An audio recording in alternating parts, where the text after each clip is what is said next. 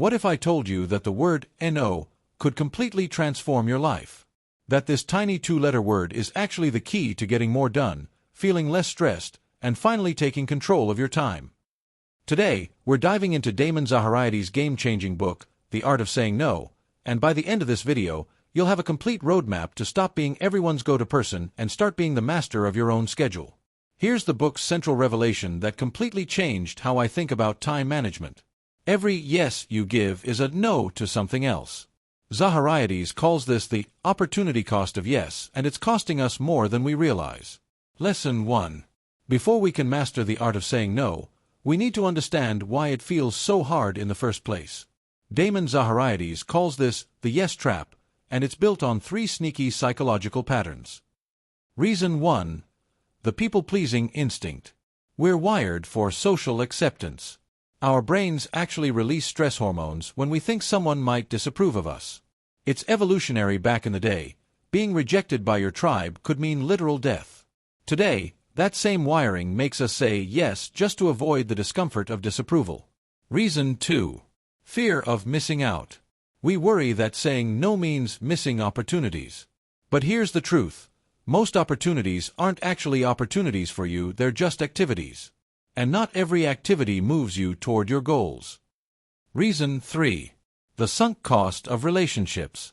We tell ourselves, I've always said yes to Sarah, so I can't start saying no now. But that thinking keeps us stuck in patterns that no longer serve us. A real-life example. Your boss asks you to stay late for a project that could easily wait until tomorrow. Your brain starts justifying, I want to look dedicated, this might help my career, everyone else is busy too. But Zahariades teaches us to pause and ask, what am I saying no to by saying yes to this? Maybe it's dinner with your family. Maybe it's your evening workout. Maybe it's the side project that could actually advance your career. Key insight takeaway. Every automatic yes is a missed opportunity to make an intentional choice. The goal isn't to reject people, it's to protect your time for what matters most. Lesson 2.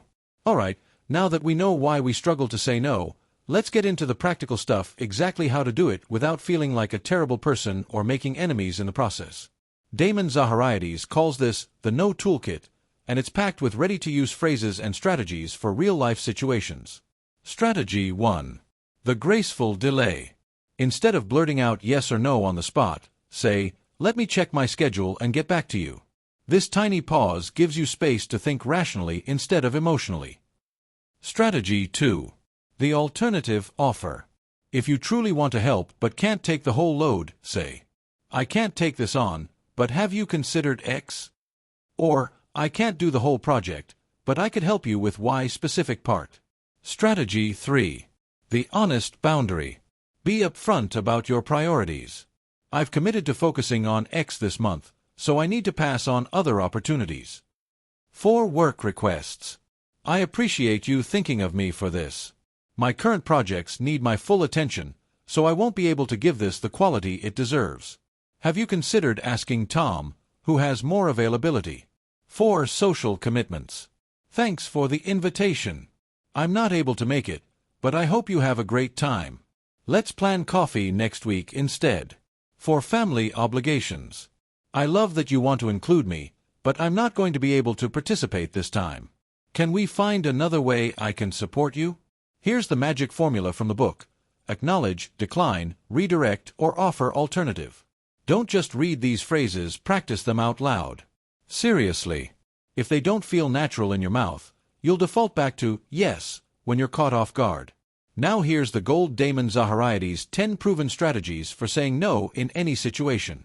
I'll give you the name of each strategy, plus a real-world example you can start using today. Strategy 1. The sandwich method. Compliment, decline, future possibility.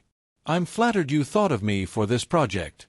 I can't commit the time it deserves right now, but please keep me in mind for similar opportunities in the future. Strategy 2. The redirect. Point them toward a better solution. I can't help with this, but Sarah from marketing has experience in this area and might be available. Strategy 3. The partial yes. Offer what you can do instead of everything. I can't organize the entire event, but I'd be happy to help promote it on social media. Strategy 4. The schedule shield, use your calendar as the bad guy. I wish I could, but I already have commitments during that time period. Strategy 5. The values alignment, connect to your bigger purpose. This sounds great, but it doesn't align with my focus on family time this year. Strategy 6. The compliment deflection, turn the compliment into a no. You're so kind to think I'd be perfect for this, but that's exactly why I need to preserve my energy for my current commitments. Strategy 7. The future window, not now, but maybe later. I can't take this on now, but if you're still looking for help in 3 months, please reach out again. Strategy number 8. The broken record, keep repeating your boundary. Just calmly restate your no in slightly different words without getting pulled into a debate. Strategy 9. The enthusiastic decline, show appreciation while firmly declining. What an amazing opportunity! I'm honored you asked, and I know it'll be fantastic. I can't participate, but I'll be cheering you on. Strategy number 10. The silent no, sometimes the best response is no response. For unsolicited requests, spam, or inappropriate asks, silence is a complete answer. Remember, the goal isn't to be rude. It's to be clear and kind, while protecting your most valuable resource, your time and energy. Lesson 3. Okay. This is where the book really clicks. Damon Zahariades introduces something called the priority filter, a system that makes tough decisions almost effortless, because they're rooted in what actually matters to you. Step 1. Define your core values. What are the 3 to 5 things that matter most to you? Not what you wish mattered, but what truly drives you right now. Think family time, career growth, health, creativity, financial security, or whatever lights your fire. Step 2. Set clear goals. For each core value, set one measurable, time-bound goal. If one of your values is health, maybe your goal is run a half marathon by November. Step 3. Run everything through the filter questions. Does this align with my core values? Does this move me toward my stated goals? What will I have to give up to do this? Is this the best use of this specific time block? One of my core values is learning and growth. My goal: read 50 books this year and create educational content about them. So when I'm invited to join a weekly book club that meets for 2 hours, aligns with learning, yes, moves me toward my goal, maybe depends on the books. What do I give up? About 8 hours a month of solo reading and content creation. A best use of my time? Probably not. So my answer becomes, I love that you thought of me, but I'm focusing on independent reading this year. Let's still grab coffee sometime and talk books. When you're crystal clear on your priorities, most decisions make themselves. The real stress comes from deciding without a framework. Lesson 4. Alright, you've learned how to say no. But here's the hard part.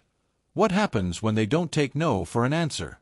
Damon Zahariades devotes an entire section of the book to this because pushback is where most people crumble and slide right back into yes mode. Common pushback tactics and how to respond. 1. The guilt trip. But everyone else is helping out. Your response: I understand this is important, and I wish I could help. My current commitments won't allow me to give this the attention it deserves. 2. The urgency trap. This is really urgent, and you're the only one who can do it. Your response: I can see this is time-sensitive. Let me suggest a few alternatives. 3. The relationship leverage.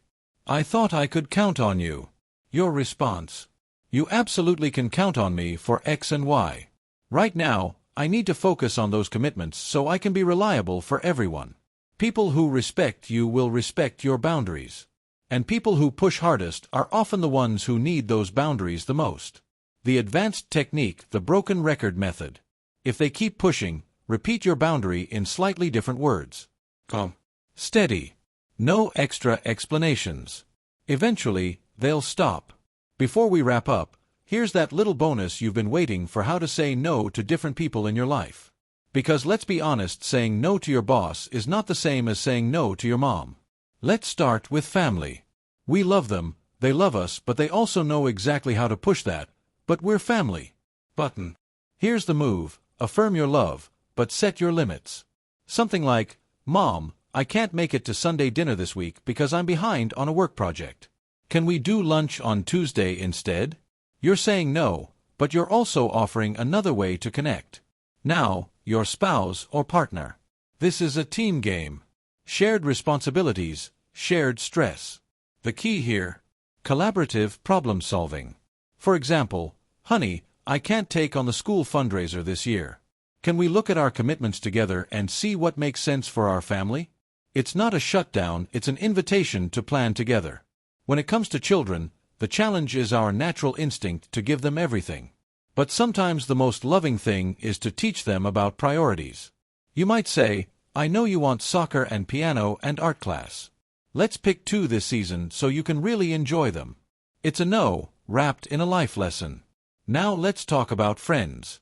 We worry that saying no will hurt the relationship. But actually, honesty protects it. Try, I'm in a busy season and need to say no to social events for the next month. Our friendship means too much to me to show up stressed and distracted. You're telling them they matter, and that's what friends value most. Neighbors can be tricky, because you see them often. Kind, but firm, works here. Thanks for thinking of me for the block party committee. I can't take on organizing, but I'd be happy to bring a dish.